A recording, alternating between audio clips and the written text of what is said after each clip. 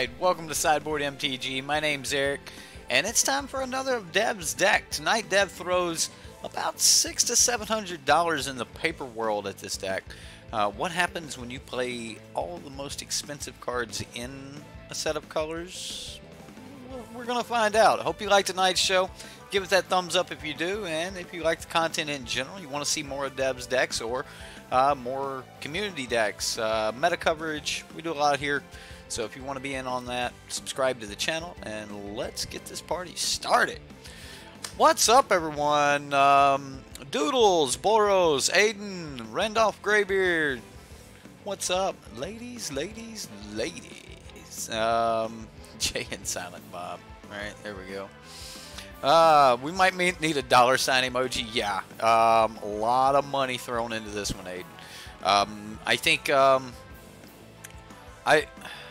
when I pulled it up on manatraders, 75 cards, 273 tickets online, and $770 in the paper world.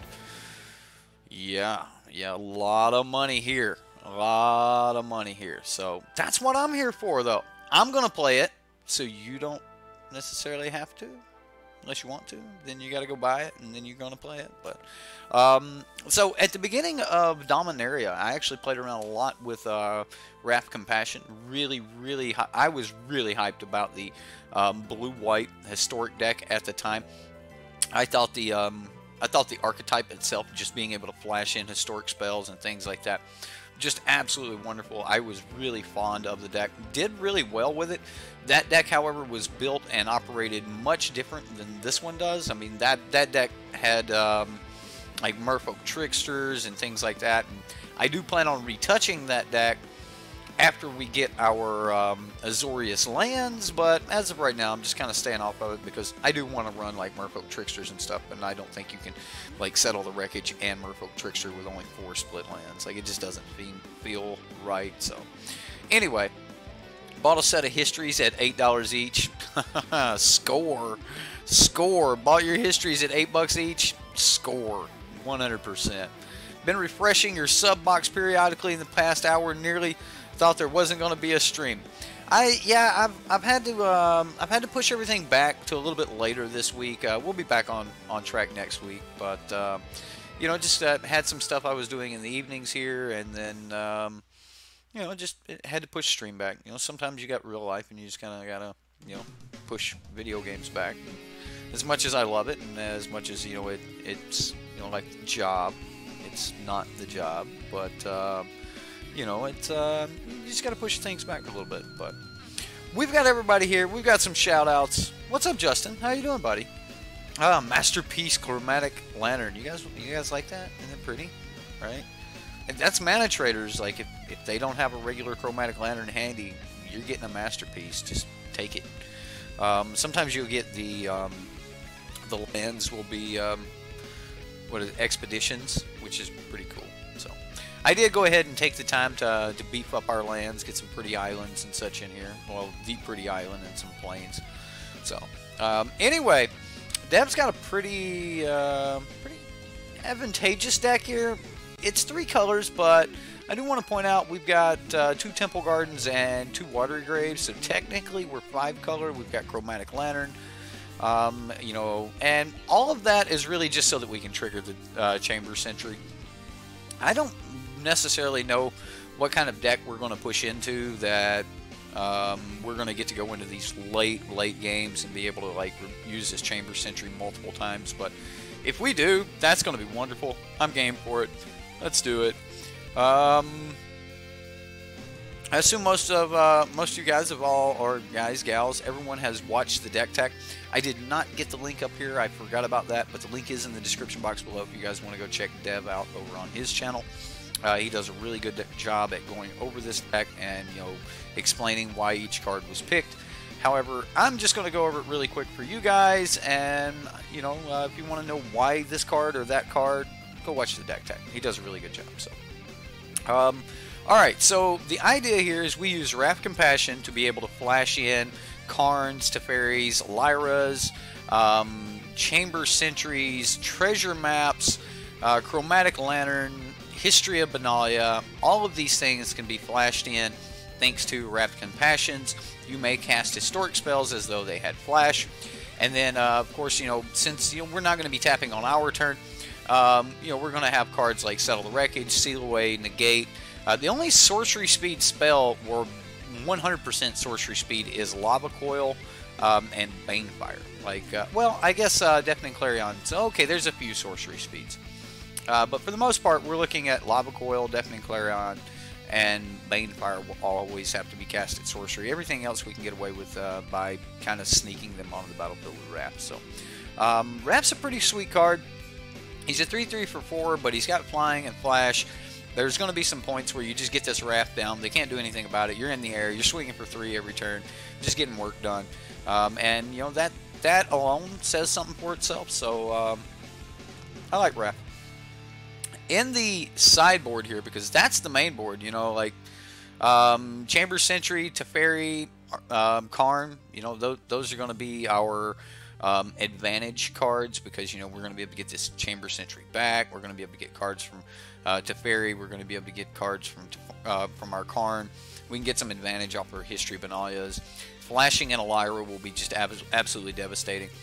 And once we got that advantage rolling, we just kind of creep our way into the late game, and especially if you get a Teferi emblem, then just a Chamber Sentry by itself is going to be lethal. So I'm just going to play this 5/5 dude, and now I'm going to commence to making sure you have nothing on the battlefield, and I'm going to beat you to death with it. That's kind of the plan. So in the sideboard, a whole bunch of 1s and 2-ofs here. We've got 2 negates, 1 additional Seal Away to round out the play set, 3 Tecatli Honor Guard, because Golgari is a problem for everyone, and Tecatli fixes that. Invoke the Divine, destroy target artifact or enchantment, you gain 4 life. Ixalan's Binding, you cast it, you get it on something, they're not casting any more of that. Getting this on an opponent's Conclave or Binding or something is absolutely wonderful. Additional Settle the Wreckage for those aggressive decks, Cleansing Novas in case you just need to wipe the board, get rid of a bunch of enchantments, things like that, we can. Niv Mizzet, just another really big beater. Yeah, this may look hard to cast, but I mean we've got a lot of fixing, with Chromatic Lantern and such, so we can probably cast this. And then additional Banefire to get on out there against those control decks. Other than that, that's the deck, ladies and gentlemen. I hope you all like it, because we're about to play it. All right, let's get back over to chat and see what you guys are doing. I'm trying to get to where I don't let you guys interrupt right in the middle of the... Because I'm bad about reading chat in the middle of my deck tech, or going over the deck and then side vent, just going. Excited to see if this works. Me too. Let's see if it does work. Let's see if we can make it work.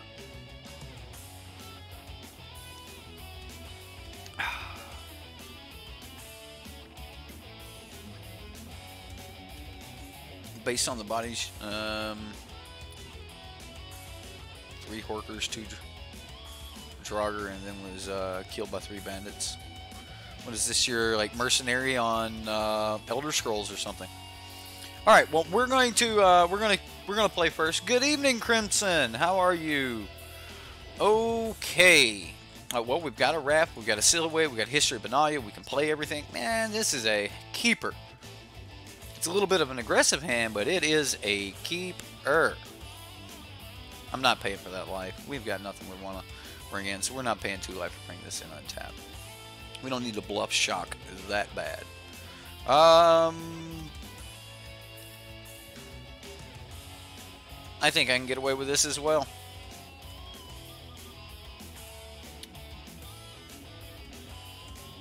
Baffling in may be better than Seal Away in some scenarios. Your steward in Windshad Manor in Skyrim was killed. Oh no. They killed your steward. Sounds like she did some work though. Revenant Souls, I re-added you by the way on Xbox. Now that I realize that's you. I'm going to take the opportunity to go ahead, get a History of Benalia down. History's really good against these mono blue decks. It's a threat that they're going to have a little bit of a hard time answering. And then next turn I'm going to try to flash in Wrath. Alright, there's a Tempest Gen. We can deal with Tempest Gen. I mean, we do need to let it, like, swing at us. But we can deal with a Tempest Gen. So... yeah, I'm going to go for the Wrath here on his turn.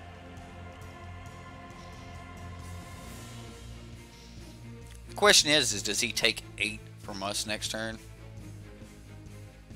Another Gen. Okay.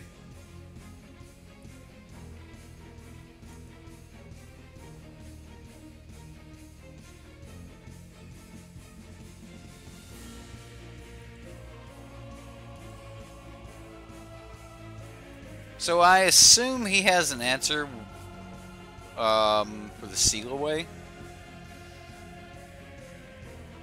But I want Wrath in, so I'm going to flash in Wrath. Yeah, we're going to go for the Wrath. Like, just Wrath Compassion. Go be compassionate. Get in there.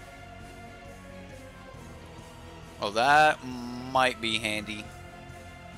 That might be handy. We can also seal away and treasure map. Swing, swing. Swing, swing, swing. May actually be better to play the Lyra now than to wait.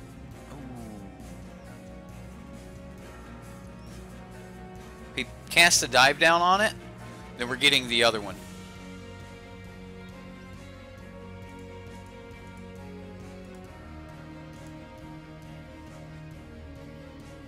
So now we will seal away the tapped Tempest Gen.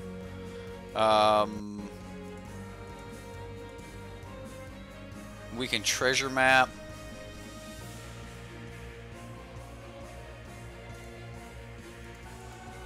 We'll give him a turn here where he can do things. I'm gonna put that on the bottom. I want something else. I'm gonna put my upkeep stop in as well. Well, if MTG Arena ever leaves the beta stages and comes to console, we'll have to play sometime. Your computer barely handles Arena, and MTGO doesn't interest you any.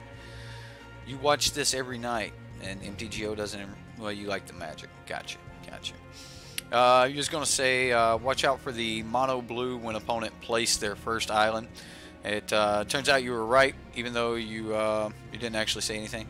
Well, that's okay. You were still right. Oh, what do you have, opponent? Alright, we took 5 here. Miss Cloak Herald. And the opponent's got 3 cards, so we're definitely in dangerous territory. I'm going to go ahead and... ooh, Banefire. We want a Banefire? Let's put it on the bottom. Let's get something else. Watery Grave.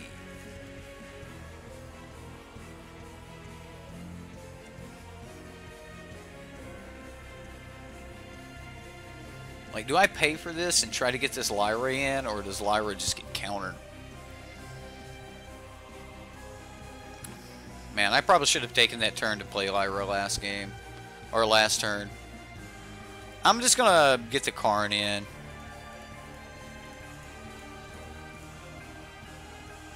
We'll just play Karn. Spell Pierce from the opponent.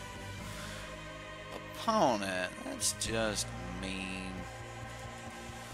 Alright, well, we can take one more hit off of Wrath. Or off of the Gen. And then from that point, we're going to need to try to get this Lyra down, or we're going to be in a little bit of trouble. Just a little bit.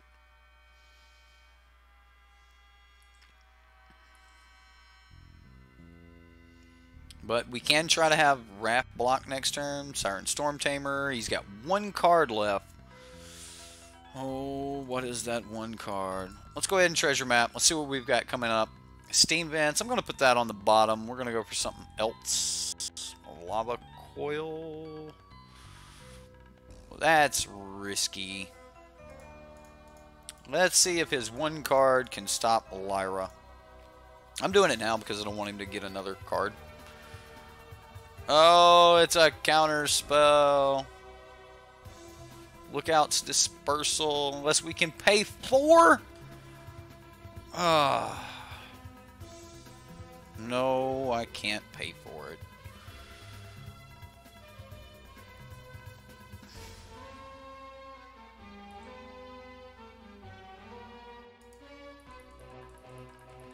Alright, so we've got to make Wrath block. And we need to get rid of the Siren Storm Tamer so that we can...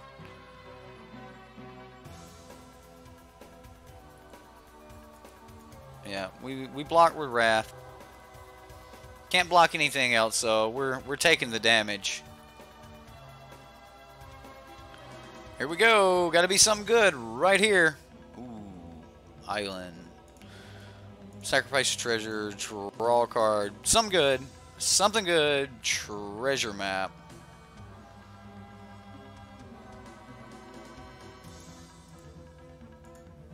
GG opponent. GG. GG. First time on the stream. How's Deb's deck going? Well, Andy, that was our first game, first match. Didn't do so well against Mono Blue. I took some lines that maybe I shouldn't have taken, but didn't do so well. We don't really need Tocatli Honor Guard. It doesn't really do much. Maybe I should have kept it Banefire because I could have just like Banefired the Tempest Gen and it wouldn't be counterable. Yeah, maybe. That would have bought me some time, and we would have been able to keep the Wrath. Oh no, we wouldn't have been able to because no, it was uncounterable. So even the Storm Tamer couldn't have stopped it. Yeah, maybe. All right, I'm gonna take the seal away because I want the early interaction.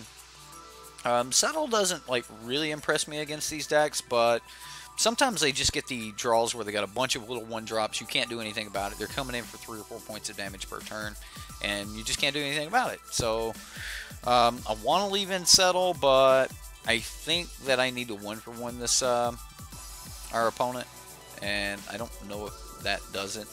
I think Chromatic Lantern's probably fairly weak as well. There's a couple cards that I actually think are weak in this matchup, but there's not a lot we can do about it. We just kind of need them. Negate seems like it'd be good, but I don't think I want to get into a counter war with them. I want just more kill spells. We already have a couple main board negates. I guess we could go with more negate. And then just get rid of Chamber Sentry. Now, if it was like Walking Ballista, it would be amazing against their deck, but unfortunately it like takes multiple turns. You got to get it down. So I'll leave in a Chamber Sentry and we'll go from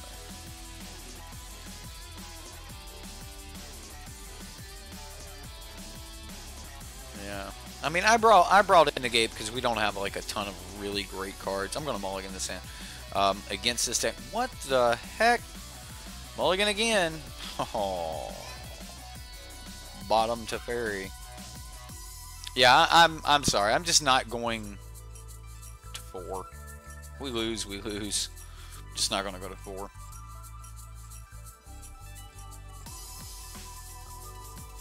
All right. We're doing this. See if he can keep up with our tempo. We're being blazing. Like, just blazing tempo here. Just bring in Hazoret. Oh, yeah, that's how you beat these decks. You just bring in Hazoret. Well, I'm going to try it. If he's got the counter, then he's got the counter. If he doesn't have the counter, then fine. But I'm going to try it.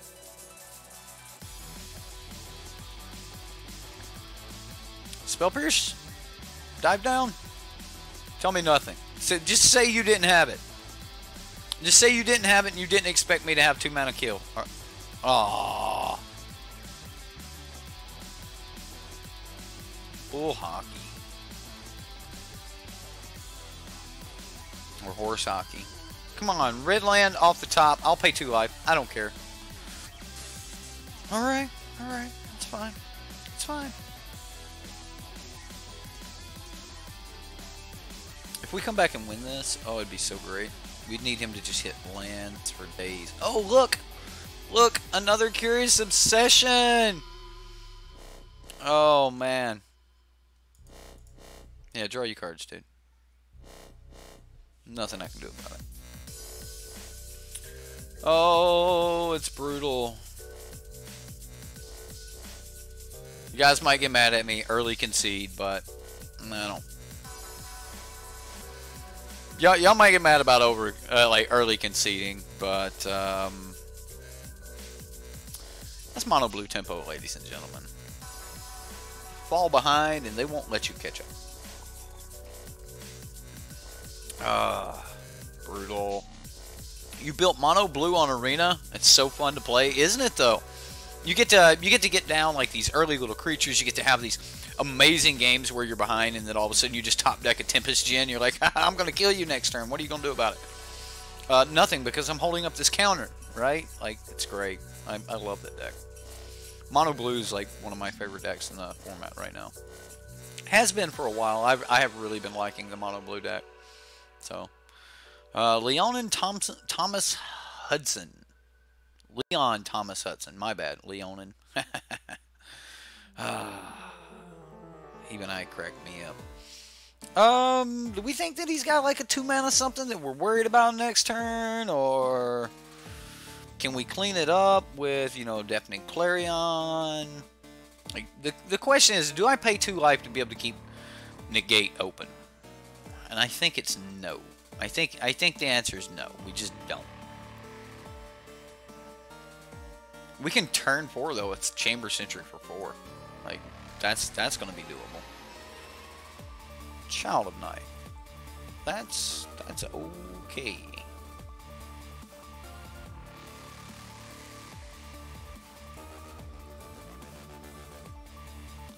That is 100% A-okay with me. Play like 3 more creatures. Yeah, 3 1-drops. You got this, opponent. Just drop it. Just drop them. Aw, man. Alright, so we can turn 5 Chamber Sentry for 5.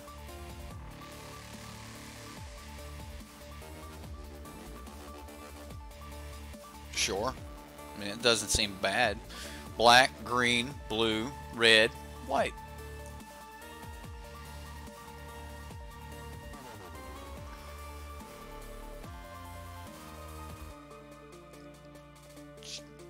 I gotta read this. One moment, we got a reader. Chanter's Torment. 4-mana Saga. When it enters the battlefield, deals 2 damage to each opponent and you gain 2 life. The second Saga, same thing. Third Saga, create an XX black Nightmare Horror creature token where X is half your life total rounded up. It deals X damage to him. So this would do a bunch of damage to him. And he would get like a really big dude. I don't like everything that card's got going on. I'm just going to get rid of that.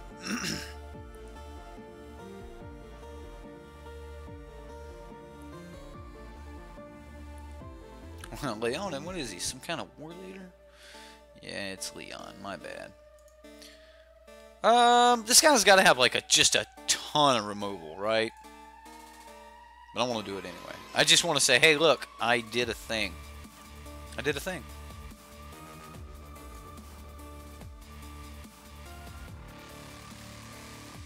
Oh, Chamber Sentry for 5. Woo, we're doing it. Oh, yeah. Chamber Sentry for 5. Let's do it. And we got the mana to bring it back. It's not cool. It's not cool, opponent. I was supposed to shoot you with that.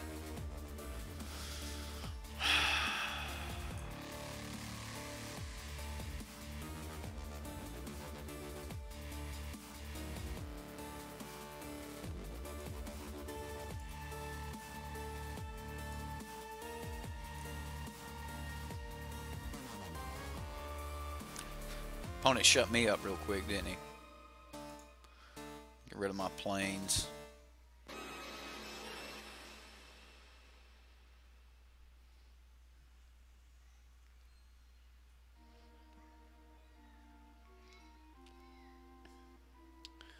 What is this?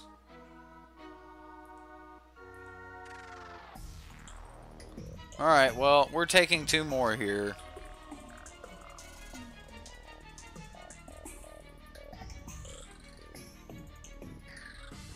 Heretic Wolf.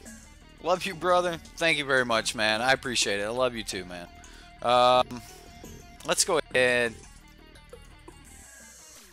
I love everybody. So, if anybody wants to jump on me for that statement, I love everybody. Alright. Karn? I mean, what do we do here? Like, what do you really do? 1, 2, 3, 4, 5, 6. I mean, we could Chamber Sentry for $1 million. Be like, what? Kill it again. What are you gonna do about it? Maybe we Chamber Sentry for 4, right? And then if we do it for 4, we can leave up enough mana to also treasure map. I'd rather do it for 5. We could also Karn Scion token uptick, and then he can only swing for 5. Kind of like the Karn uptick. I'm going for the Karn action. I'm going to leave open blue mana though. Blue and red in case we get a lava coil here. This would be great. I don't think he's going to give me a lava coil, but I did get your deck, Cushy. We played our first round of F&M decks last night, and I'm going to be playing some more this weekend, and yours is in that. So, yeah, I got your deck. The deck is... It's out there, man. Like, that deck is... it's got a lot going on. Reminds me of the mastery decks that we've been toying around with the past couple days. So why not wait to settle? Just not that worried about settle right now. Yeah, I'm going to take another hit here, but I think we're okay. Like, I could have also like killed this a long time ago.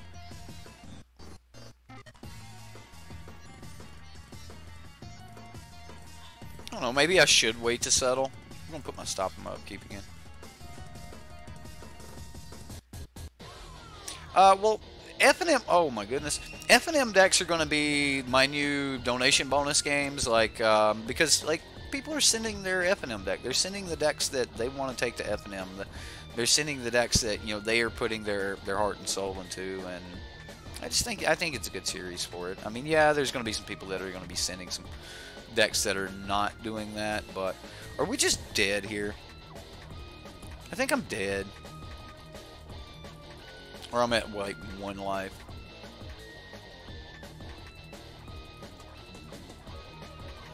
Yeah, this may be bad. Alright, so I need to pull something off the top that's just gonna, like, save me. Karn doesn't do it. Negate doesn't do it. Wrath isn't bad, but Wrath doesn't do it.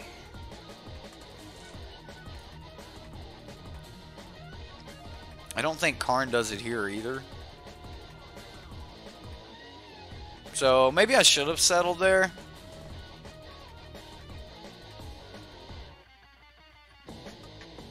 Unfortunately, Deafening Clarion just doesn't get these guys. Like, as soon as he declares attack, we're dead anyway. Alright. Fine. Fine. Fine.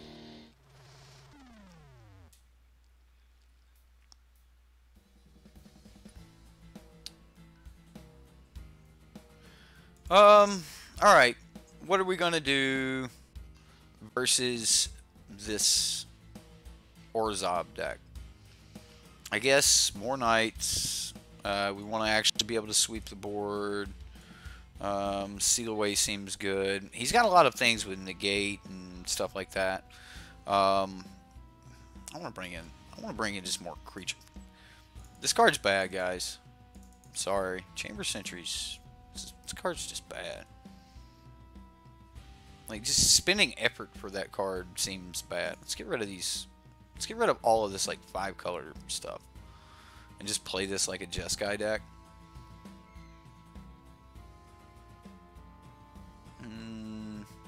Settle. May not even want negate. I mean, maybe I do to like stop Eldest Reborn and things, but I don't think so. This deck isn't doing well for a deck that costs 650 bucks.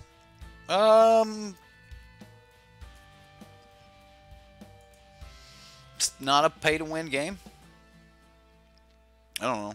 I don't know what to say. Like, this is just not a pay-to-win game. You can't just buy all the best cards and stick them in a deck and go, yep, doesn't work.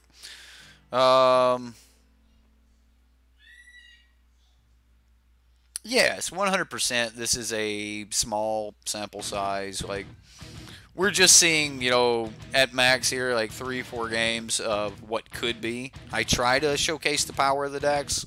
I try to play lines that are going to let the decks like do cool things and stuff like that. And if he gets a good hand at all, we're screwed. But I think we need to just take this treasure map and start digging. What do I think about rekindling in the main? I think if you're going to be playing Jeskai, go look at the Jeskai control deck and play that. Like, don't.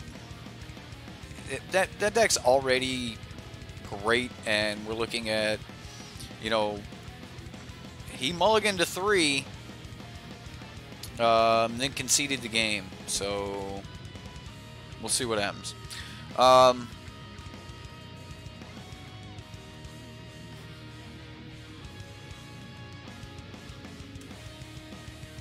As far as Jeskai goes, I just think there's a better Jeskai deck out there that you guys can play around with. So, by the way, Honor Guard has almost hit $3 in paper. Going to give Rush the credit for popularizing it. Yeah. That's the power of a $700 deck. You make them quit without ever playing a card. Could we run away with this game? Yeah, we could. Like, we've got a really good game 2 plan here. Technically, it's game 3 plan now, but.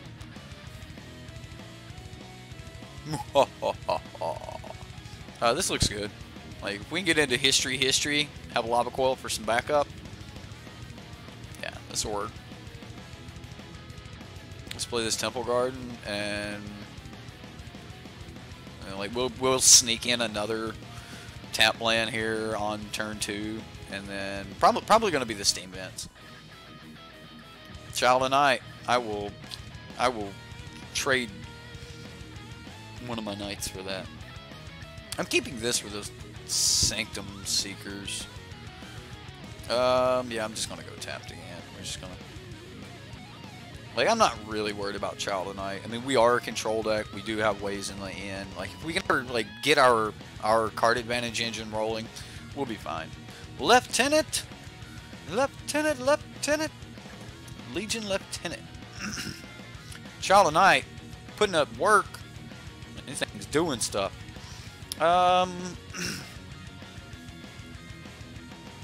my goodness.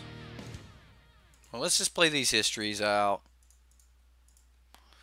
History of Banana. I wish this card was instant speed so bad. Oh my goodness. If this was instant speed, this would be like modern worthy. This card would be so good.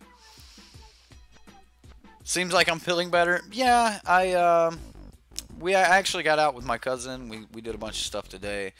Oh man. That is crappy. I want to take the hit. I mean, that's 7-point hit, man. We've got to get some action rolling here.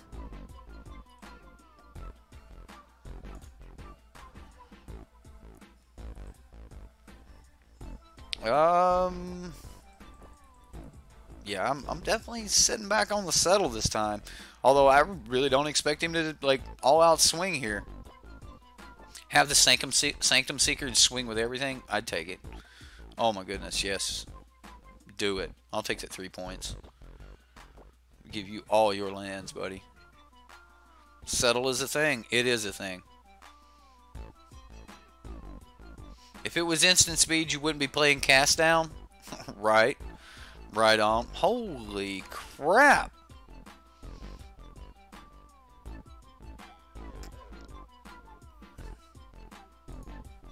Well, I settle, opponent. I'll settle this score right here. We'll just take care of that. You go get your lands.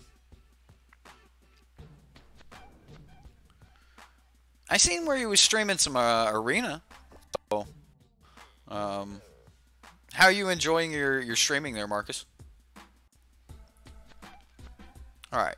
So, I mean, we get our first history going off. I wanted to be able to play other spells in there, but just wasn't able to, so.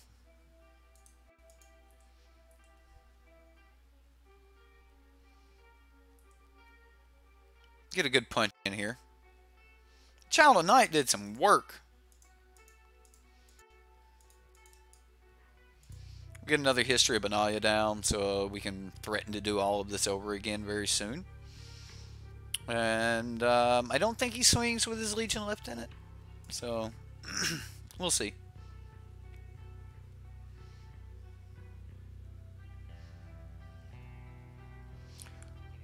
Ryan Supernova.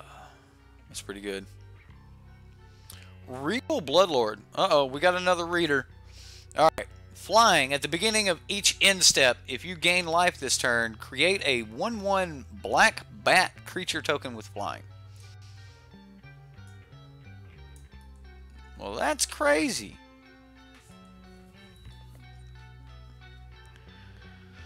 Alright, well, that's a Lyra Dawnbringer. Lyra's a good card. So, I mean, I can just play Lyra here, pass the turn.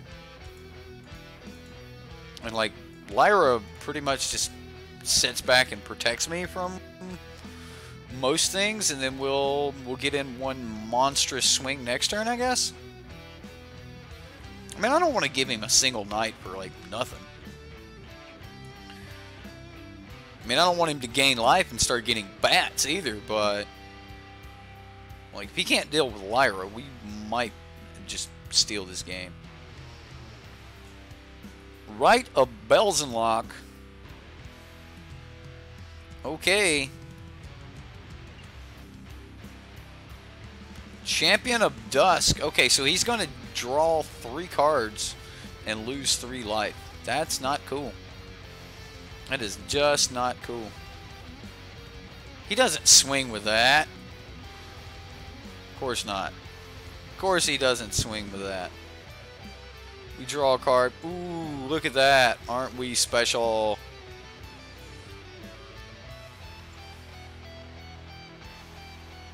Well, I swing with everything here. Because the one thing that I would love for him to do is, like, block some of these, thinking he's got some profitable blocks, and then later we kill the Legion Lieutenant and he loses like everything. Oh yeah, that's how I'm doing this. Snaps off that block, snaps off another block. Like, I'm willing to sacrifice both of these to be kill spells anyway. And if he wants to just snap off all the blocks, then that's fine.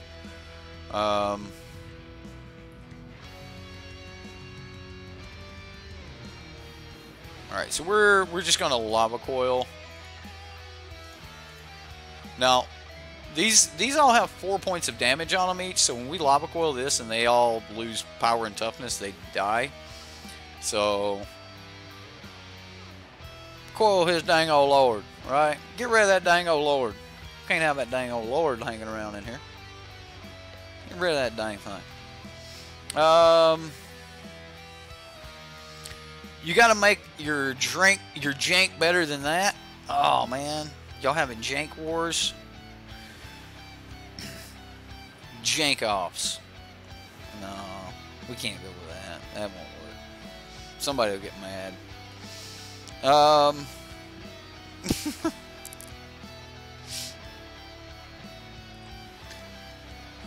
Oh, that's the wrong coffee cup. My bad. That's what happens when I leave my coffee cup back here from last night. Oh, oh man, aren't we just like cruising now? Okay. He's gonna get a demon. You're a Jankov. Is that a Russian name, Jankov? See, now I went too far again. Alright. Lord forgive me and be with the starving pygmies down there in New Guinea. Alright, announcing to the world that he wants to hold you. Aww. A Jank Deck Night.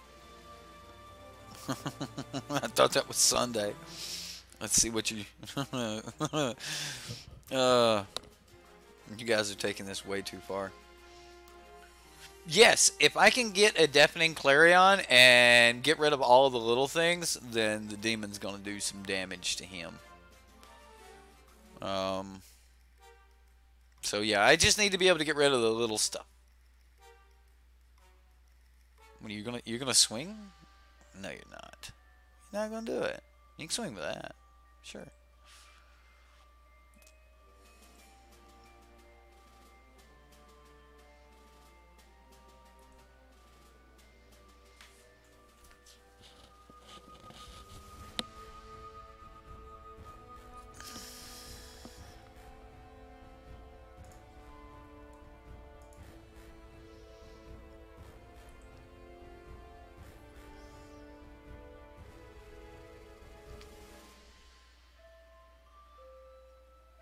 So he gets a bat back.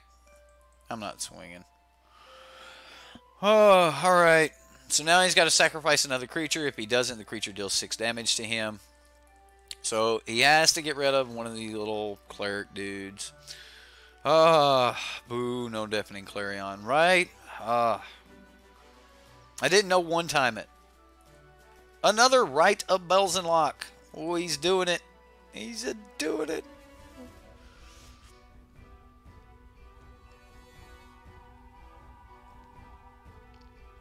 Is the eldest the reborn? He's out of cards. I mean, he's done things.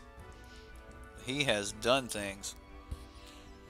I don't know what he swings with, though. I mean, just swinging with the demon's fine. But,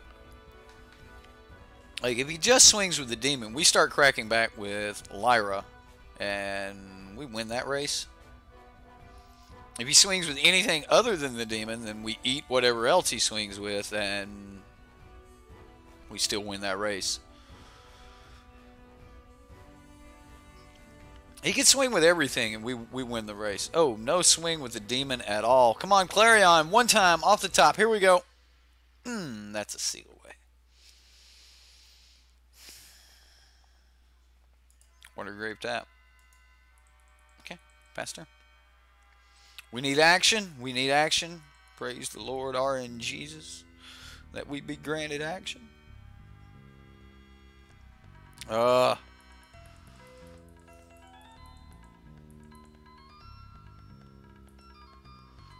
so I've got to discard a card, because that's the thing.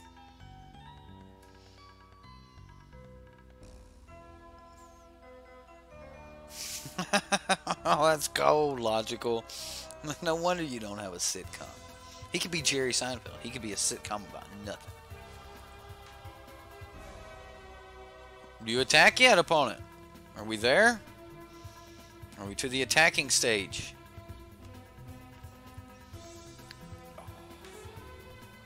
Oh! And the crowd goes wild.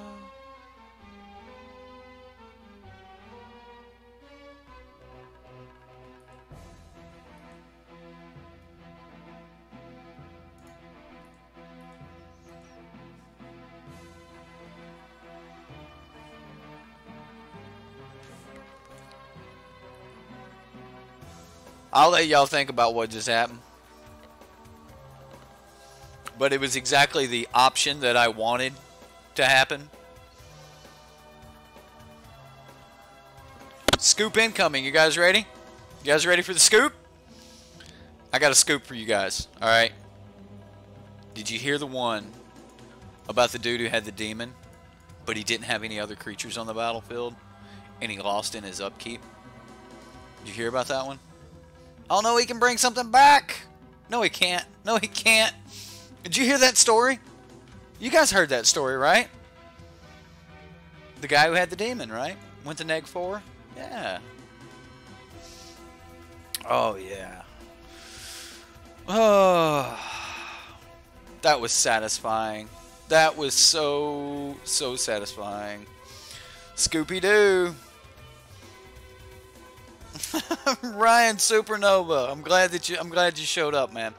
They're not always this fun, but when they are. I need more puns. I need to be punnier. I need to work on my punniness. That was pretty good. Let's play one more here. We're gonna play one more with Deb's deck, and we'll see how it goes. I think I just made like 2 events. I need to close one of these out before somebody gets in the other one. Yeah, there we go.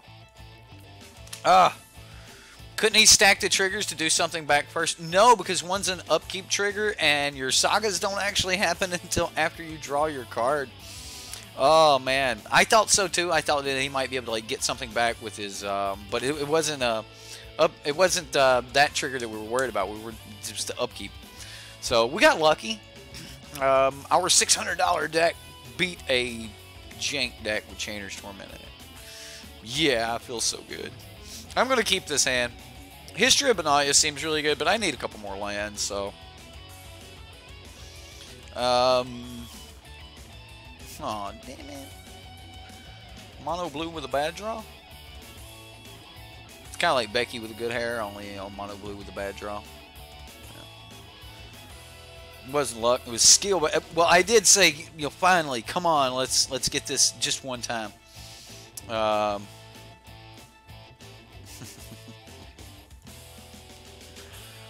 We'll see if we can seal this away. Nah, we're going to go turn 3 with it. We can't really use it until turn 3 anyway, so... tis what it is. There's no way he swings that goblin at me. I didn't think so.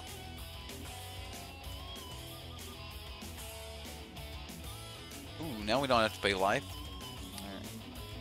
So we get hit by the goblin here, though. Gonna stop my treasure map, opponent. Like Merchant says, just draw what you want. That's Heart of the Cards crap right there, man. I actually don't watch Merchant much, but I need to watch more. I knew he was a Gwent player that came over and started playing a lot of Magic, but I've noticed that even the Gwent players and the Hearthstone players and just other big streamers that have come to Magic Arena, even some of them are kind of griping about Arena a little bit, and I find it kind of hilarious. There's Arclight Phoenix. Oh no! We're gonna get smacked around. I must see what's on top of my library.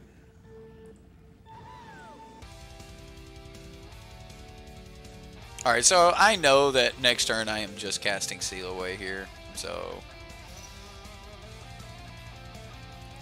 I can use a little bit of this mana, let this come in tap. Would like to find a second. Yeah, we'll leave that on top. That's actually what I'm looking for. So we'll let this one come in tapped. I'm just going to go ahead, cast the Seal Away. He might have a Shock or a Lightning Strike that he wants to put on his Phoenix, but yeah, he's going to shock it. I kind of expected that. I mean, that's an expectable shot, so... is it rude?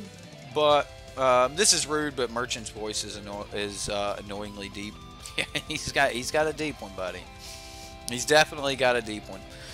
Some people think that Saffron Olives is annoyingly high, and my accent is annoyingly southern. So you're entitled to your opinion. We all are. Sometimes you will catch hell for your opinion, but you're entitled to have it. You're entitled for the consequences of your opinion, too. Alright, well.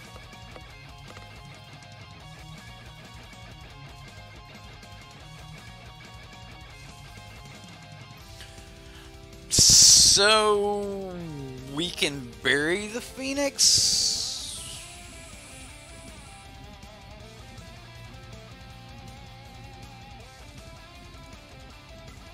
see what's on top. Temple Garden, let's put that on the bottom. White. I think we're just dead if we don't bury the Phoenix.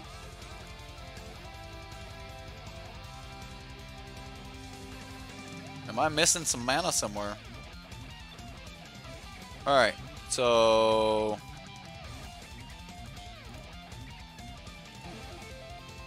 make this one green. We're gonna play Teferi. Losing Teferi here just seems really, really bad. I mean, I could draw a card, untap. I mean, we can do that. Maybe we hit, like, Lava Coil.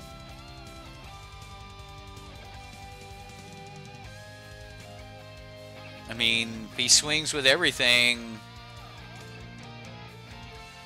I can slam Raft down? Jeez. Like, we're just not lining up against anything here. You was joking that my mustache is funny earlier, but Leslie says she likes it. Well, thank you, Leslie. I appreciate that. Leslie's got my back, Marcus. All right? All right? Thank you, ma'am. I appreciate that. I get compliments about it all the time. People are constantly like, love your mustache, dude. I mean, he's coming at Teferi. So, let's see if we can Wrath in here and save Teferi. I really wanted to play that Karn, start making some Karn structs, stuff like that. The question is now does he turn Burn towards Teferi or does he turn Burn towards Wrath? Does he have Burn left? Like, do we get away with this? This deck is not blue enough. I agree, Roman. I 100% agree. This deck needs to be much bluer. Chamber Sentry. Well, let's draw a card. Woohoo! I likes it. I likes it. Lava Coil. Getting rid of that fella. Come in with a Clifftop Retreat. Should have played the Sacred Foundry, I guess.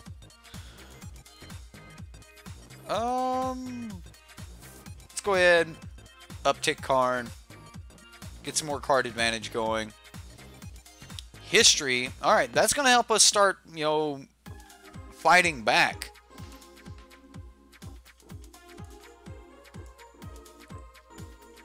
I don't know why I untap this one. Like, I just don't. Like, nothing I did there made any sense, so.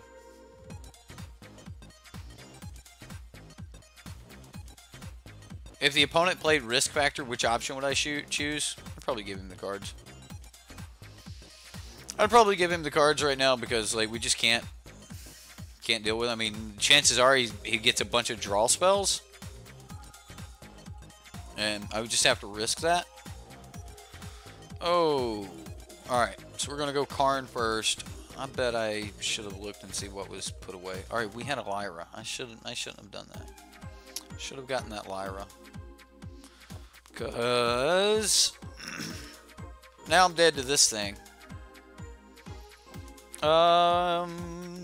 We can Chamber Sentry for a few here. Let's go tapped.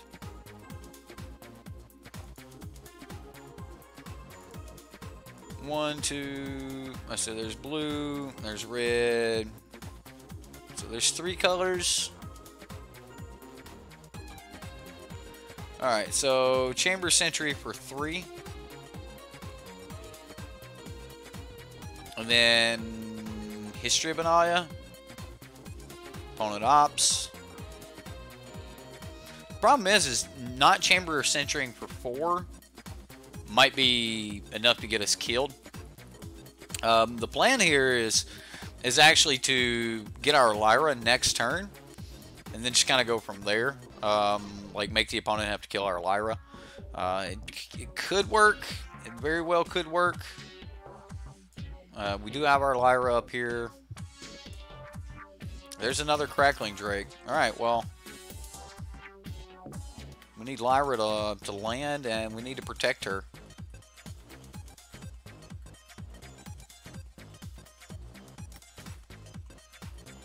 Like, the one thing I don't like about Chamber Sentry is you can't, like, sink mana into this later to put more counters on it.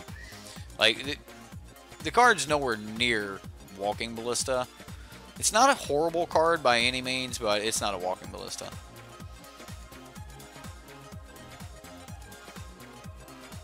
I wonder if he's got an answer for Lyra. I mean, we have to find out, right?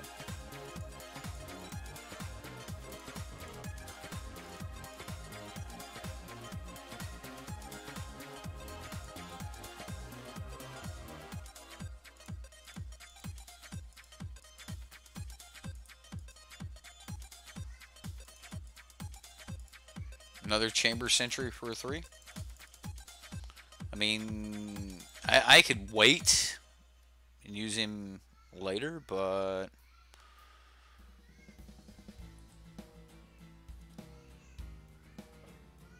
I mean, if he's got an answer for Lyra, we're just dead anyway. So it's not supposed to be a Walking Ballista. It's just supposed to be a recursive beater. Well, that's a beacon bolt. Old bacon bolt. Fried us. Fried us. Fried by the bacon bolt. Yeah, I get that it's not supposed to be a Walking Ballista, but like, Walking Ballista would have done so many great things there. Walking Ballista was a little powerful. Yeah, I'm gonna say that Walking Ballista will be the flagship moving forward as for X cost constructs.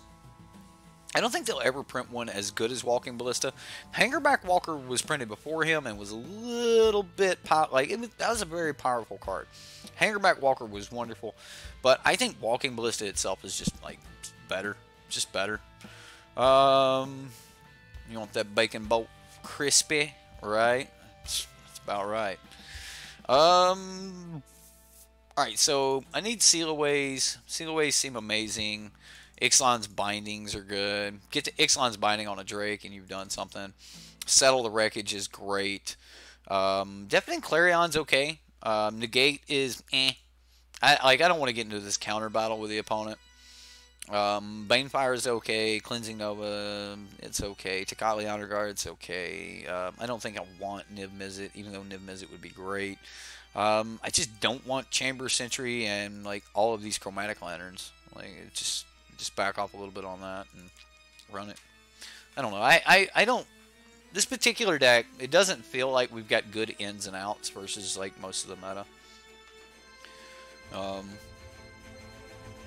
Like you said, starting at 7 life, risk factor is an almost auto scoop. Yeah, it's. I mean, even when you get down to 11 and you take that first risk factor and it's like, now I'm at 7. Now do I go to 3 when he brings it back? Like, risk factor is a problem. I'll keep this. I mean, this seems like a fine hand.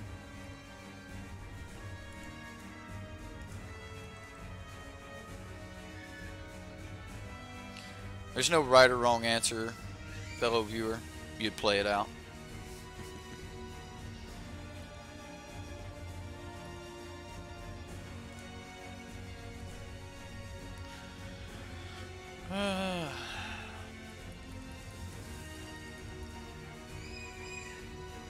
Michael Douglas, The Game. That was a good movie.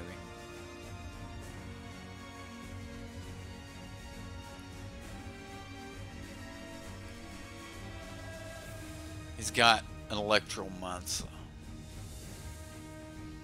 not a lot I can do about it here. Not much action from me. Does he go off this turn?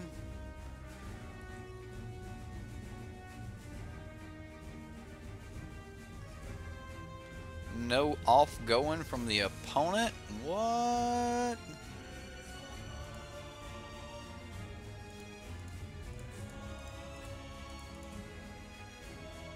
Alright, I'll go for it. You got Disdainful Stroke. You got me, opponent. You got me. Oh, you're so good, opponent. You got me. Disdainfully stroked my stuff. Let me draw the silhouette off the top, and I'll take care of your little goblin electromancer there. Give me 1 second. Bam, seal. That ain't a seal away. That ain't a seal away. Does he got more counter spells? Seems so bad to do this. Let's cancel. Let's just pass. Pass the turn. Squeeze in a Wrath Compassion. Oh, I'm getting it now. You know what? I'm not going to do it. Still not going to do it. Draw your cards. Do it at the end of his turn. I don't want him to like be able to like play Lightning Bolt and kill my Wrath on this turn. I want him to play spells on his turn.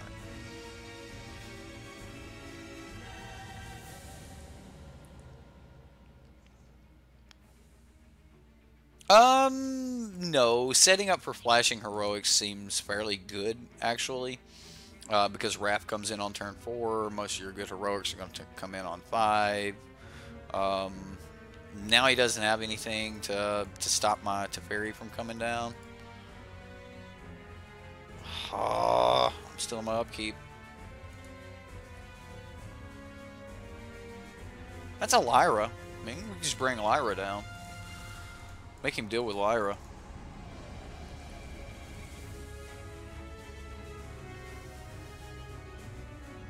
So now he wants to be like Shock and Lava Coil. Lava Coil. Did we get a Shock or a Strike?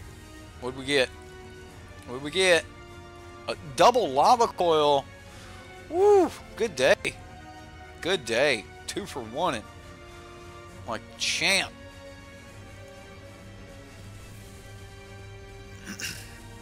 He's getting mana though.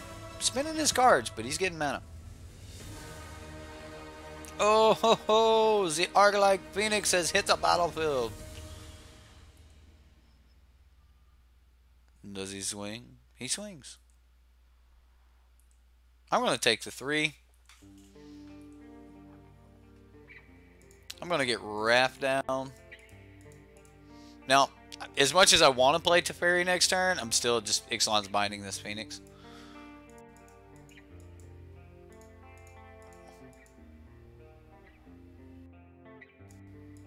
Just put the binding on the Phoenix, and it's still not as good as I wish this turn would be. But that's fine. That's fine.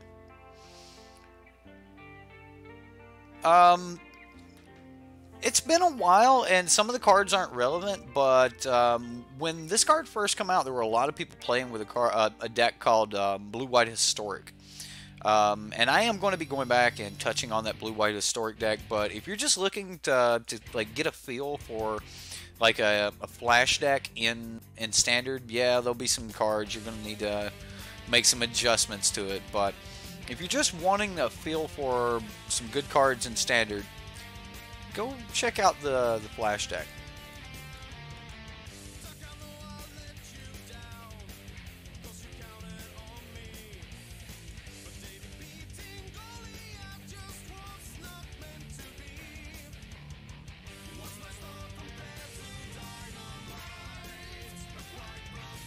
Alright, well, I'm untapping these because they're very important to me. The green one and the black one. Yes, Ixalan's Binding is a very, very nasty card. Bowden. That's a lot of bows there. You don't throw bows, do you? Already subbed to Dev for 2 months. Well, if you haven't subbed to the channel here, you should probably go ahead and sub to the channel. We're going to be running all of Dev's decks this season. Haven't missed one yet this season, and don't plan on. Like, we may run a couple days late or something like that, but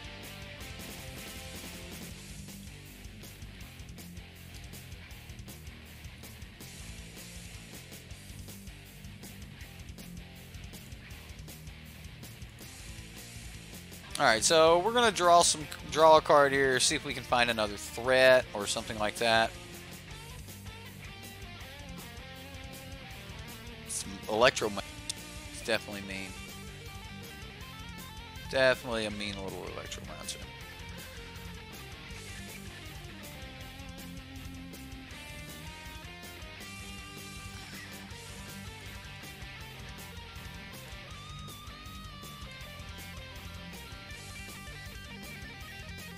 So, I mean, do I just kill the Electromancer? Or I dome him for 1, 2, 3, 4, 5, 6, 7?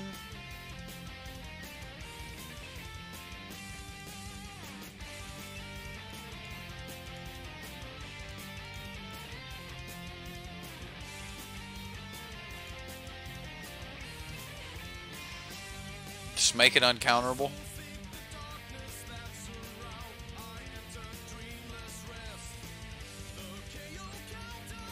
Radical idea.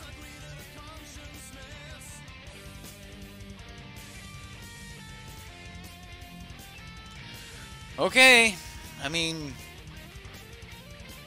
Teferi, do your thing, man. Well, let's do it, Teferi. Let's go all the way. You're a big Legend VD fan, but lately his standard decks are a little something. He runs into a lot of green on Arena. Yeah, well, that's Arena for you. I mean, unfortunately, that's just Arena. That's how Arena works. It's a lot of one thing, and it's whatever's cheap, whatever doesn't. Oh my goodness, come on. Well, I mean, we might be able to resolve that.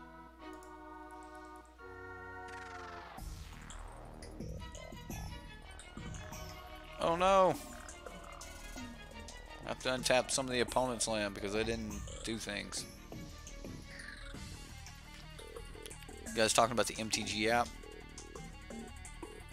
Yeah, it's a flood. It's still a mana screw though. You're still getting screwed by your mana.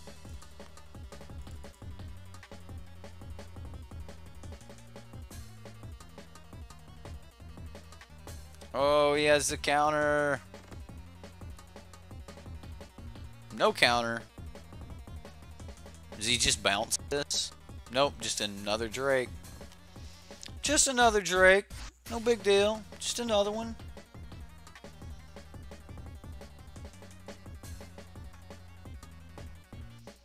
Come on. Give me something I can use mana on. I can use mana on that. I will happily use mana on that. Doesn't really save me from seeing your crackling Drake over here.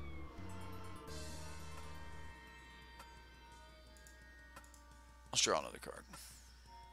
Oh my goodness. Whatever. So, you're seeing like a horrible way to play Teferi. Like, we just have nothing to do. We don't have other draw spells. Although, in all honesty, I mean, we're at turn 12 and we've cast 1, 2, 3, 4, 5, 6, 7, 8 spells in 12 turns. Should have tucked. Like tuck and roll. Like just, yeah. Seeing screw, it's a flood. We need a flood emote. Well, we're a few subscribers away, or a few more memberships away before we get a flood emote, so. It's not going to be happening real soon, but it'll happen. I think we need like 5 or 6 more before we hit that next bracket and can get a new one. The opponent's got 7 cards in hand. Yeah. Where would I rate online tournament deck list on scale of real life tournament, skill level, a local, a GP?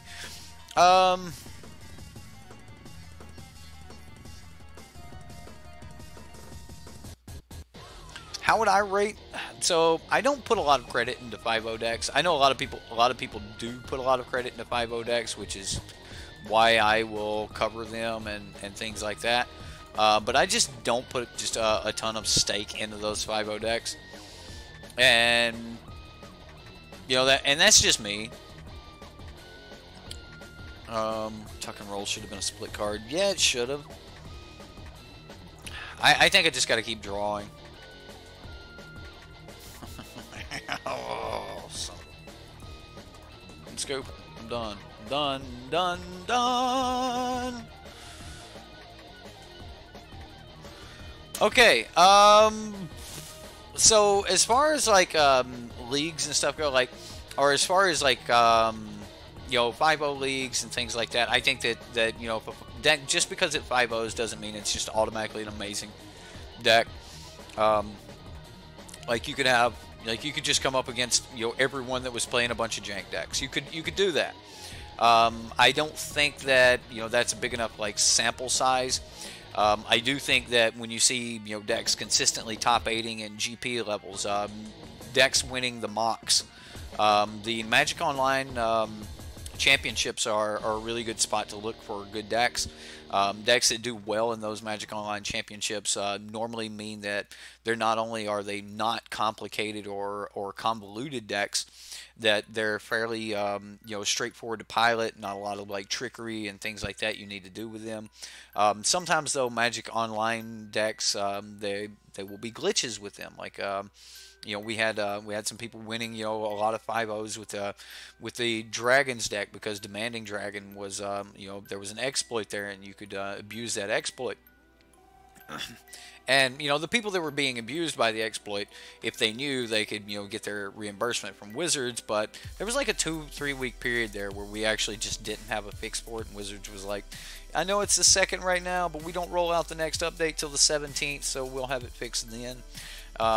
And we just had to wait for a little while, and we kept seeing the Dragons list pop up on those. And so, you know, again, you know, you just can't put a lot of you know, effort or a lot of respect to 5-0 list, even though 5-0 lists are, you know, awesome. They're a great way to like go, hey, this is probably a pretty decent deck, if nothing else.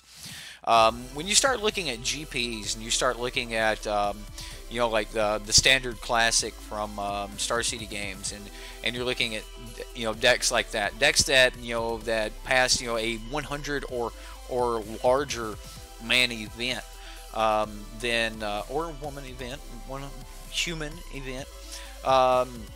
When there's you know, 100 or more players in an event, and you have a deck take, you know, first place in those events and second place in those events, you start ending up with some pretty consistent decks, and you can start putting a little bit more you know, you can put more emphasis behind those decks. So anyway, I could make a comment on the original question. It seems more on topic now. Oh, what was your original question? Let me go find it. Let me go. Your mom hates redundancy. It's pronounced Bowden. Oh, okay, my bad. Bowden?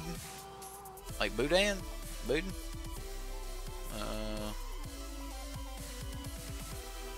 Ixalan's binding is very, very good. Where's your... Alright. Feel free to postpone answering or declining to answer to focus. You fully understand either way. Okay, I gotta find the question. What would you say have been the top 3 devs decks I played in my testing? Feel free to elaborate as little or as much as I would like.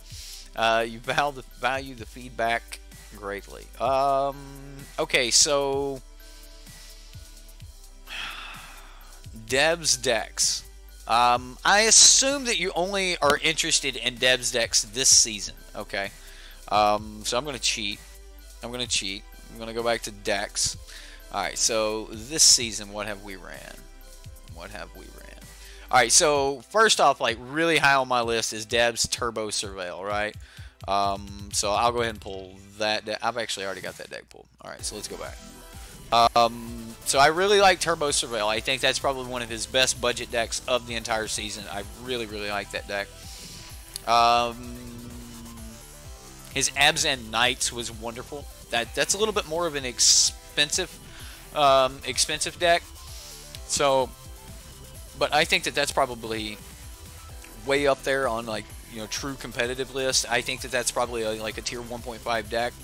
The Abzan Knights, there's different versions of Abzan Knights, but I definitely think that Abzan Knights and the version of that he covered was absolutely wonderful.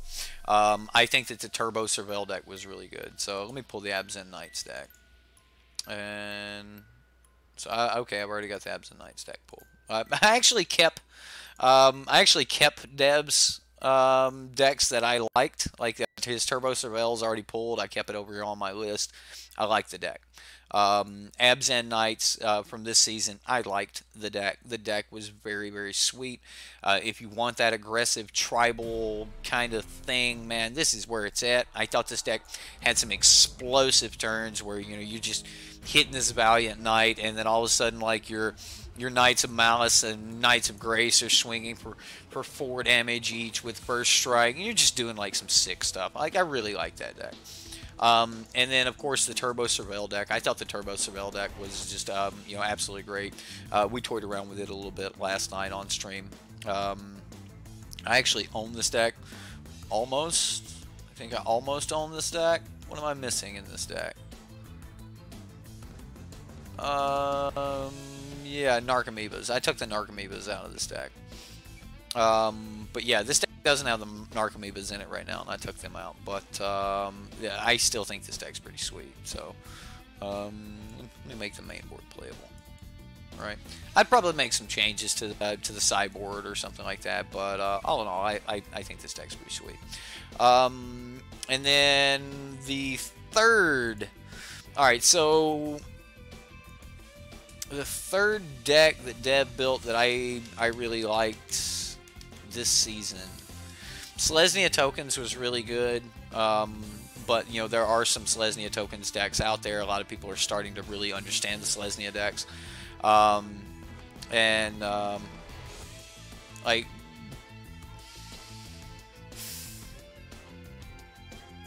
I'm just going to go with those two, saying that I like those two the most so far.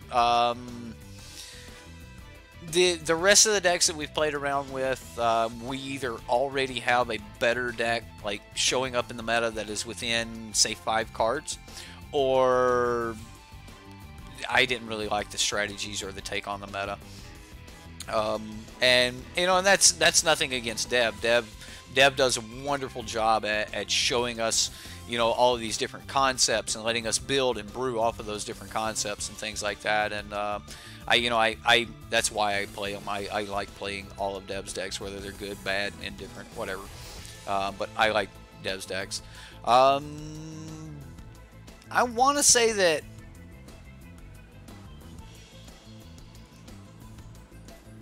yeah, I'm just going to stick with the Deb's Turbo Surveil and the Absent Knights deck that he had. I think they're the sweetest.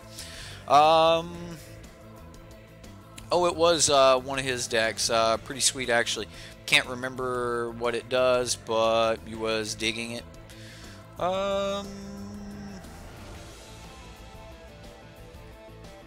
Damned If You Mardu. Oh yeah, so that was kind of like the Punisher Burn deck. The Damned If You Mardu was like Punisher Burn, only it had weaker mana base because it was in Mardu. And basically, if you just take that Damned If You Mardu deck and you like clean it up and like get rid of all of the fun and jank stuff that is in it and streamline it down to, I just want to burn to the face, I just want to risk factor and sword point diplomacy, then you. Rush pretty much had the shell to the Damned If You Mardu deck.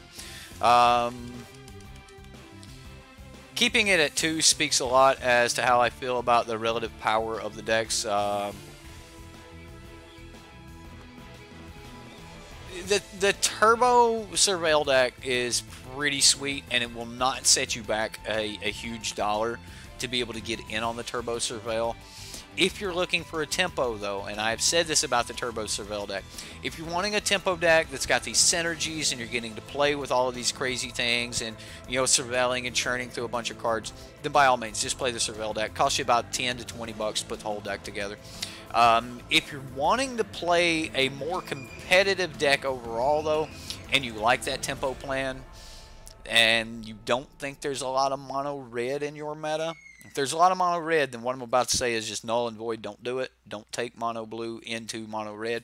But mono blue is in a really good spot right now, and it's a lot of fun. It's probably the best tempo deck there is right now. And the mono blue tempo deck being better, fitting that tier 1.5 slot, is the exact reason that I personally keep the mono or the Surveil deck at like a tier 2 slot. Do I think that the Turbo Surveil is not like worthy? No, but I think that there's just a better deck. So that does like the same game plan. You know, I'm just going to put this little dude down, then I'm going to just like play with my cards until my little dude beats you to death, and that's kind of how it works. Dev's mono green list when Dominaria came out. Oh, well, there were a ton of decks that have came out that came out before rotation that were a lot of fun. We've had a lot of fun with Dev's decks since I started running them last year.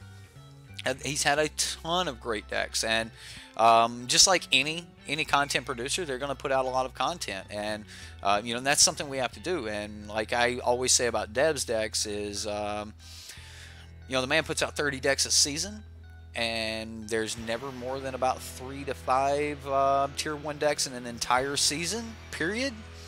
So for him to hit, you know, 30 of them would be insane. It's just not going to happen. We wouldn't even have a healthy meta if he could make just amazing decks every 3 days. Just bam, here's another tier 1 deck. This is going to crush. Like, just there, this is going to crush everything. Magic just don't work that way. So the fact that Dev constantly puts out, you know, ideas that keep us brewing and keep us thinking about these decks and stuff like that, and we can keep these like fringe decks on the back burner, and then when the next season comes out, the next set comes out, and as we're looking for spoilers and stuff, we can be like, oh, you remember that deck we were playing back there that, you know, Dev showed us? What happens when we put this card in that deck? What happens? Does it just increase the power level of that deck? And that's awesome. So we got Grixis questions.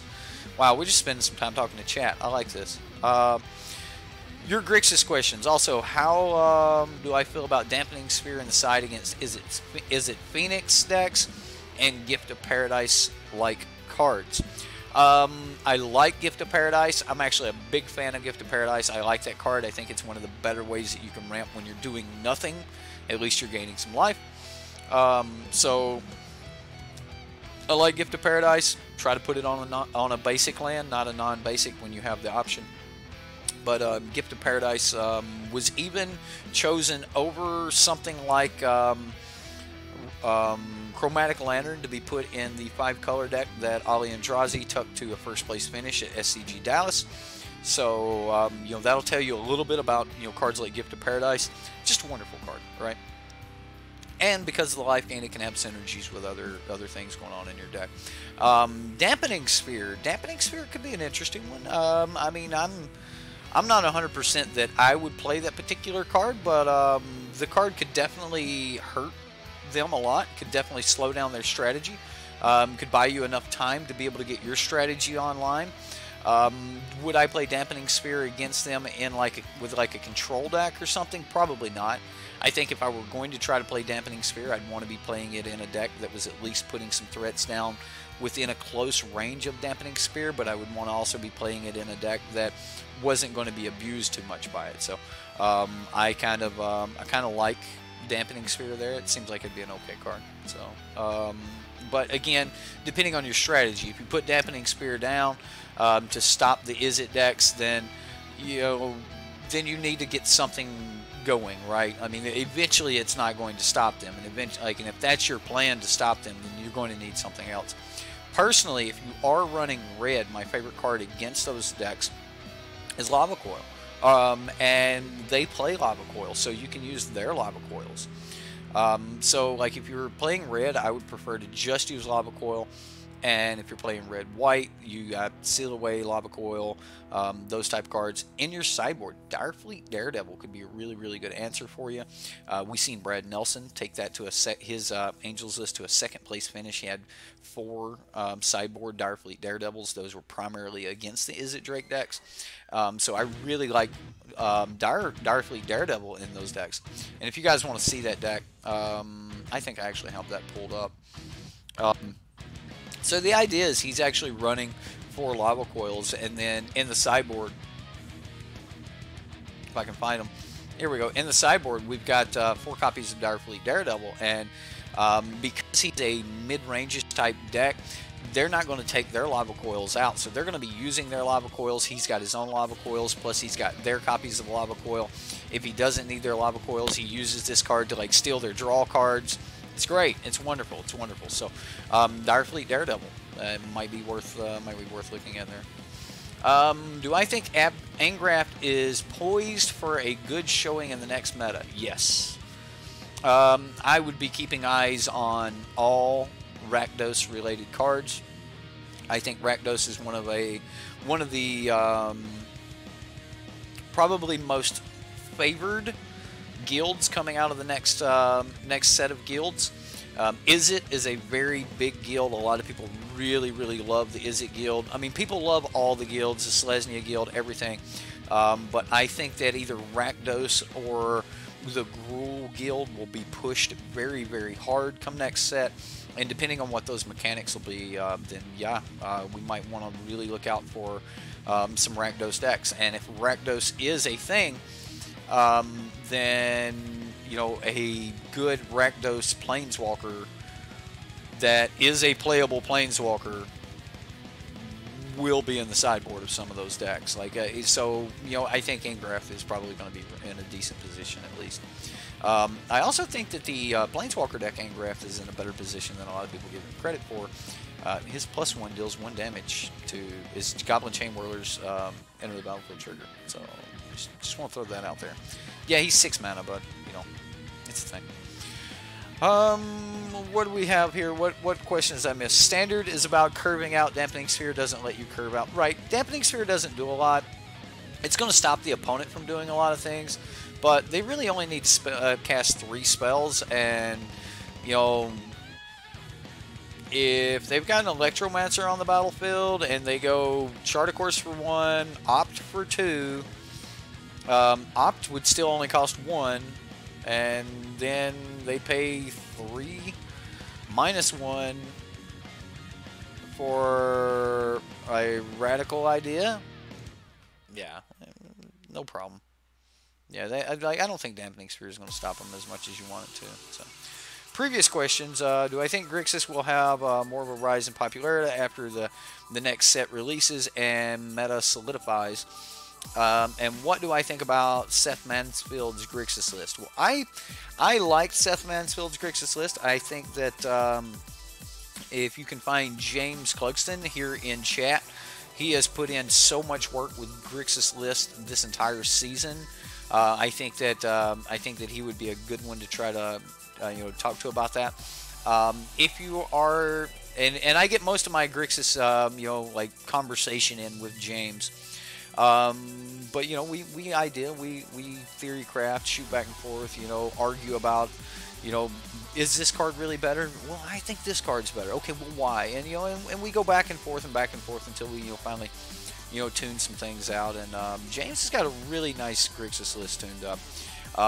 But if you have Star City Games Premium side, Jerry Thompson wrote an article on Grixis not very long ago that was very good. And there's a couple pros that are really thinking that Grixis is a solid deck choice to play right now. And I wouldn't be surprised to see some Grixis decks show up at the Pro Tour. So, I mean, we've got a Pro Tour coming up soon. And speaking of which, when is the Pro Tour? Does anybody have a date on that? Like, man, that's got to be really soon. But yeah, I think that Grixis is in a really good spot. And as far as next set goes, I don't think Grixis will get worse because the deck's just a really solid deck, whether you're playing at mid-range or control right now. I don't think it'll get worse, but I think that it will. It has to be able to pick up something from Rakdos, if nothing else, but just the Rakdos lands. So, you know, I don't think it'll get worse. So, what else we got on? What's up, Per Lundholm? Lundholm? How you doing? I butchered your name. Welcome to the stream. Skilled animator. Yeah, James is a real smart dude. He's working on his PhD. James Clugston. And a Pro Tour is 11/9 through 11/11. That's tomorrow. Oh man. I ain't doing shit this weekend. Hey, that guy. There's your Grixis guy right there. Hit him up. Yeah, give him hell. Say, hey, you want to talk Grixis? We want to talk Grixis. I would highly expect to see some Grixis lists show up at the Pro Tour. If anyone could give your unsealing list, if anyone could give my unsealing list at the Reddit, you'd appreciate it. Man of the hour, here he is, MTG extraordinaire. Woohoo! All for you, James. How do you message on YouTube? And you just talk to him right here in chat. I don't know. There are ways to message on YouTube, so I mean, you guys can do that if you want to. If you want to see a good Grixis list, go upvote your Grixis spells list on Reddit. It's getting no love. No. Anyone want to talk about jank or depression? You're here. That's right. You want to talk about like some mono white or some blue white or Esper control? Zaxadillo is your man. And then right, you can just look this guy up on Facebook. He'll be the one from down under. That's right, James. I'm sending my entire audience to you to talk about Grixis. I don't know. I mean, you talk about decks with Rush. Can't be worse than that. Rush, if you're here, man, I love you. Much love to you, dude. Yeah, James is 100% set on, like, just give me my Rakdos land so I can guarantee to cast my double black spells on 3, and then my double red spells on 4, and then my double blue spells on 3 as well if I need them, so, yeah. James is really big on having a proper mana base to increase your percentages and being able to chant certain spells on turn, even in control decks. He will not concede the fact of, well, maybe I'm going to cast this later. Well, if I'm going to cast it later, then why don't I use a different card that's better later? No, if you're running a 3-mana card, it's because you probably at some point might want to cast this on 3 mana, and if your mana won't allow that to happen, then there's just no point in playing it. And James is real big on that. So if you do get a deck list from James, I'm pretty sure that there will be a very tailored mana base to it. So, like, if I was going to have to say that he has one major strength to his deck building, it would be the man loves a proper mana base. You know what I mean? He isn't here, though. James is in chat.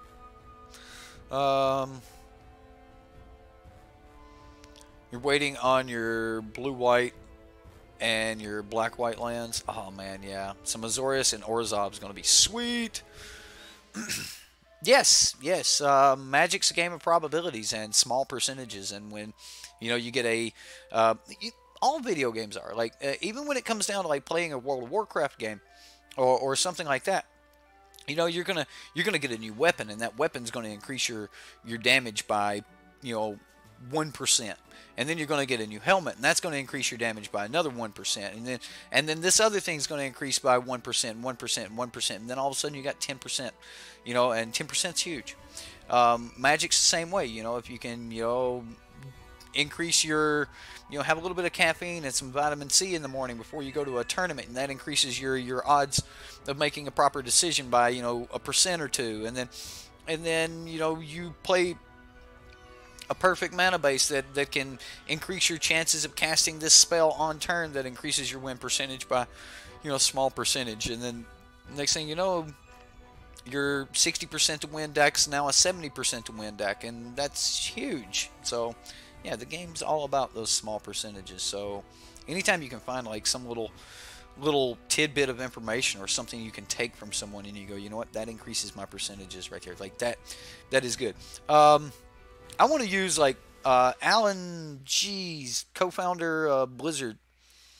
Blizzard uses this term, and I just heard it the other day when I was watching a Riker Diablo Immortal video, and they were talking about was Diablo Immortal a ripoff from like a reskinned version of another game that's already in the Asian market, and he flat out, the guy was telling us, and he was telling the viewers and everything, he was saying, look, Asia's been doing a lot of mobile games for a long time, And you know, in their market, it is just very common that the button layout on, you know, you got the joystick on one side and you got the button layout on the other side, and a lot of these games look the same because, you know, the button layouts looks a lot the same. And he's like, when it really comes down to it, better is better. And yeah, we could reinvent the wheel, but you still want a round wheel. So if it's better, it's just better, whether it's already been done and we already know the better way or not. Better is better. So, you know, don't ever weaken your deck just because, like, this is, you know, this other thing. If this is just a better way to do it, then just do the better way. So yeah. What have you found? What I have found out with Grixis is that it does not lean itself into being an instant speed control deck. It's much better as a tap out shell, even in Modern and Legacy. Yes, Standard's about to get dumb expensive. Yes, it is. Yes, it is. Is it Thunderbirds? That sounds good. Doug, by the way, your Dusty311 played me a bit ago. Did you crush me? Did you crush me, Doug? Because I got crushed by everybody. You go back and watch this, and I was probably talking some mad crap to you because I was a little bit on tilt, man. Much love to you, though, Doug. Good games. Thanks for the games. Chris Wells, the rest of the lands will be opening things up substantially for Standard. Yes, I mean, Jund is going to be a good color, good set of colors. I think people are really going to like the Jund decks and things like that. So you're only going to grab the ones you intend to play. I'm grabbing all of them because I missed my shock lands last time through, and I don't want to continue going down this road of Magic without shock lands in my binder. So I'm getting all the shock lands. Yeah. You have 2 foil ones you're about to sell for $90 a piece. Holy crap! What? But yeah, I'm getting all of mine. I'm gonna put them with my fetch lands, and that's gonna be it. I mean, now I'm gonna have them. I see all of my fetch lands. I don't have a single fetch land that wasn't was it Tarkir or whatever. Whenever we were playing Jeskai Black, like that's what I played that whole season. Right, need them shock lands, man. We gotta have them. The Buddy, Check Lands, Isolated Chapel, under $4. Yes, I have all of those right now. I'm really happy with those. It was cons. Thanks. I don't know, but yeah, all of my fetch lands come from that block. So I think it was all from that block. I'm pretty sure they were all from that block. He was playing the Crackling Drakes and Arclight deck. Oh, okay. That was I just couldn't draw anything but land, dude. Yeah. I have yet to play the Arclight Phoenix deck on stream. I know a lot of people were, you know, I put it up on a poll. You know, you guys want to see me play this? You want to see me play this other deck? And it just didn't get the votes. So, I mean, I'll probably still play it at some point, but whatever. Do I have a dragon deck made up you guys could take a look at? No. Because the dragon decks haven't actually been doing good. I know at the beginning of the meta, a lot of people were really fond of the dragon decks, and we were seeing a lot of false reports, you know, of the dragon decks were doing really good, and we had a lot of people that were on the dragon decks because they did the Star City Games, you know, video. Like, don't forget, you know, YouTube does have a big factor on what people play and things. So when Brad Nelson did his you know, Boros Dragons deck, a lot of people really flocked to that deck, and there was a lot of people playing it, and a lot of people had a lot of luck with it on Magic Online.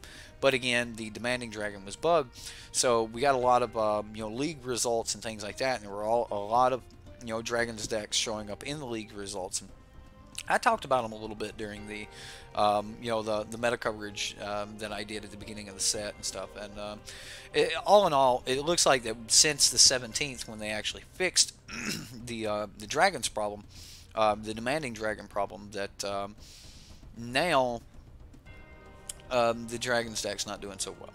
I currently don't have a Dragons deck pulled up. If you just wanted to see a Dragons deck, I think I could probably pull one up.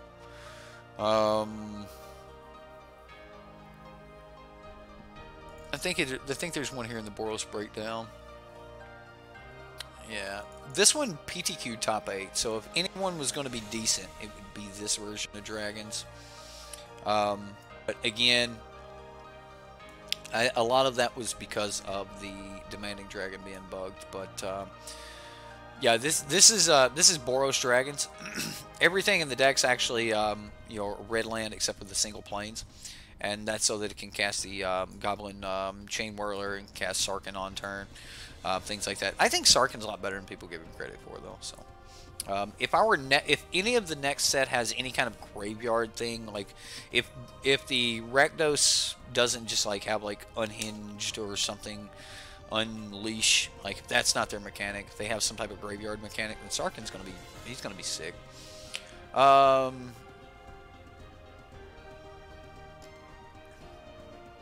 Yeah, I personally think that we're going to go into Dragons. Yeah, you might want to look into like a Jeskai Dragons or Grixis Dragons. I don't know if Mono Red has everything you need, but all in all, you know, it seems good. That's right, Metal Gear May Cry. I didn't actually have to fill one out today. I haven't had a hit on my account today. We'll see. Maybe after filling out like 6 of those, you know, saying, hey, dude, you don't own the rights to this. Maybe they cleared. No, dude, you're getting flagged on some stuff you don't own. So, what do I think of the Jeskai control deck with Azor's Gateway in it? Solid or no? I think it's probably one of the best decks in the format. If you're talking about this one, I got it listed as top 3 for the best decks in the format. Yep.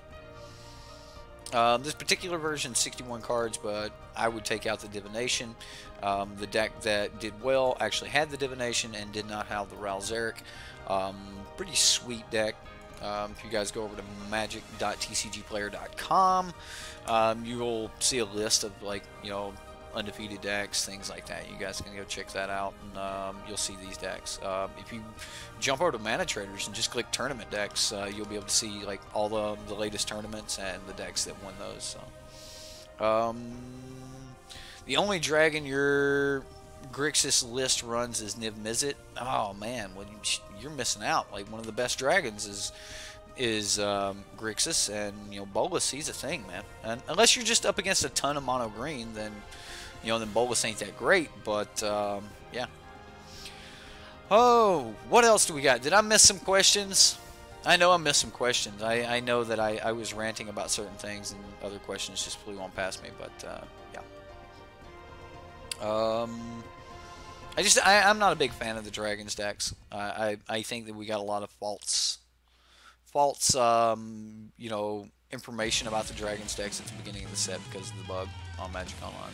But, guys, gals, everyone in chat, I'm gonna call it a night.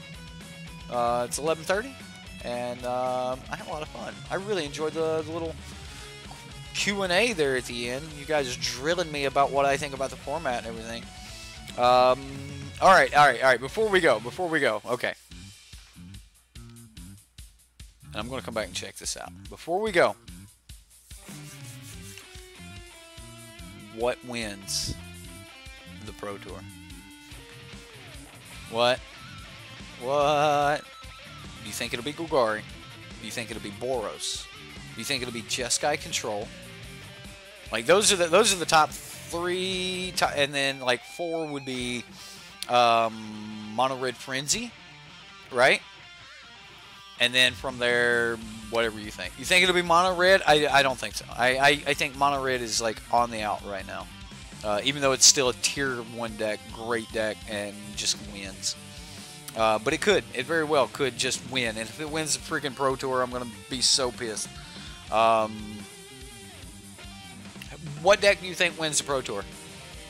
Like, just doesn't matter what I put up as options. Just what do you think wins? I would love to see chat light up with, what do you think wins the Pro Tour? Grixis Underdog, Jeskai Control, 5-color Lich. Oh goodness. You hope it's mid-range of some sort because you can beat mid-range. You don't think it'll be green-black? You think it'll be something new? Hopefully not mono-red, just too weak. Jeskai Gateway. Okay, okay. Mono-red, you're thinking Golgari. I think Golgari or Boros Angels has a really good spot for it. If I was going to pick a rogue deck to kind of come out of nowhere, I would say it'd be Selesnya mid-range. Not necessarily Selesnya tokens, but Selesnya mid-range. I think that deck could come out of nowhere. Other decks out of nowhere, I would say probably be Grixis. But everything else, all my money's on the Tier 1 decks. Just because I know pros, keep it safe. Boros White Weenie, Rush with Heroic Challenger. Okay. Oh yeah, not necessarily the Explorer variety, but there's a couple Selesnya mid-range decks floating around. Some of them have the Explorer package. It's like Explorer and Angels mixed into one. Sounds nasty. But I think that some version of that, some version of Selesnya mid-range will do well. I don't think that a lot of people will be outside their comfort zone, though. I think a lot of the pros will be taking Golgari, Boros, decks like that. I mean, there was the Selesnya Angels deck that did fairly well. I think something along these lines will get some play. So, you don't think it'll be a Grixis deck yet? Okay.